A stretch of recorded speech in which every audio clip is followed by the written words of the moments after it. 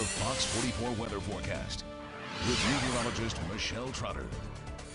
And I actually grew up in Trenton, New Jersey, so sometimes it's very hard to hear those types of hit stories. home for you. So yes, definitely praying for all of those involved. But again, we have been so hot over the last few weeks, and now we're finally getting some rain, but we didn't see a lot here in the area. Yeah, that's right. We saw a lot of rain in our southern counties, east of I-35, but not much here in Waco.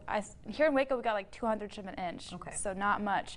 But next couple of days, we could see some more rain moving in as that disturbance moved onshore. You could see it did bring some rainfall to the Houston area, but a lot of those showers and storms have fell apart as that sun set. That sun was bringing the energy to those storms, but as that sun started to set, those storms started to fall apart.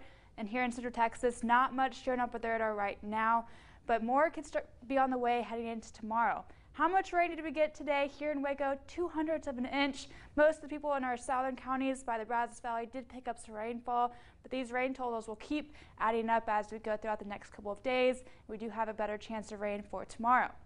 But for tonight, though, we are staying dry. We have less than a 10% chance of some rain, so I think most of us will stay dry for tonight. Lows in the upper 70s with mostly cloudy skies, and it's going to be very muggy as we do have a lot of moisture in the air right now here in Central Texas. For tomorrow, though, we do have a 30% chance of rain starting off our Monday, but going throughout the day, we do have mostly cloudy skies, but that rain chance does pick up to a 60% chance for our afternoon, evening hours, so make sure you do have the umbrella handy as we go throughout Monday afternoon. You're definitely going to need it here in Central Texas. So futurecast starting off on Tuesday morning at 7 in the morning.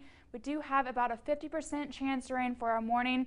Then going throughout the day, we do raise that chance up to a 60%. You see some yellow on the radar. That's some heavier rainfall at times in some areas, but highs again in the mid 80s for Tuesday. That's going to be some rain cooled air here in Central Texas, so it won't be as hot on Tuesday.